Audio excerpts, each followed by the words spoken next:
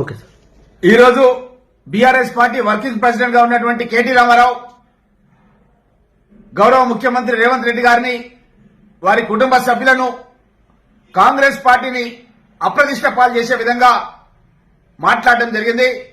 కొడంగల్ లోపల పారిశ్రామిక వాడ కేటీఆర్ మాట్లాడడం ఏంటంటే ముఖ్యమంత్రి గారు అల్లుడు గురించే ఈ సేకరణ జరుగుతుందని చెప్పి అంటున్నాడు.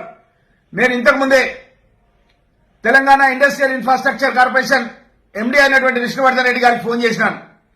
అక్కడ ఎవరైనా అప్లికేషన్ పెట్టారా కొడంగల్ లోపల పారిశ్రామిక పెట్టడానికి అని చెప్పి అడిగినాను. ఇంతవరకు ఒక అప్లికేషన్ కూడా పెట్టలేదు.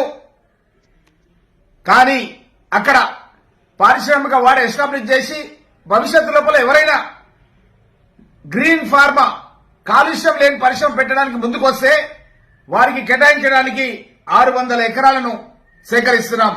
సగం భూమిని సేకరించడం జరిగింది, ఇంకా భూమిని సేకరిస్తున్నాం. ఇందులో 200 ఎకరాలు గ్రీన్ ఏరియా ఉంటుంది. అదేవిధంగా 50 ట్రైనింగ్ సెంటర్స్ వస్తాయి, టెస్టింగ్ ల్యాబ్స్ వస్తాయి. నిరుద్యోగ యువకులకు ఉద్యోగ అవకాశాలు కల్పిస్తాం.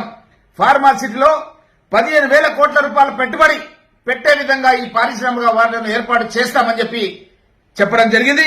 30,000 మందికి ప్రత్యక్షంగా పరోక్షంగా ఉద్యోగాలు కూడా కొడంగల్ ప్రాంతం లోపల వస్తాయని కూడా చెప్పడం జరిగింది. మరి అలాంటి విషయం లోపల ఈరోజు అబద్దాలను కేటీఆర్ ప్రచార మాధ్యమాలను అడ్డం పెట్టుకుని ప్రజలను తప్పుదోవ ఇచ్చే విధంగా కొంతమంది ప్రజలను, అదేవిధంగా కొంతమంది బీఆర్ఎస్ కార్యకర్తలను ప్రోత్సహించి అక్కడ కలెక్టర్ పైన, ప్రభుత్వ ఉద్యోగుల పైన దాడి జరిపే విధంగా, తద్వారా ముఖ్యమంత్రి గారికి చెడ్డ పేరు వచ్చే విధంగా నువ్వు కృషి చేస్తున్నావు.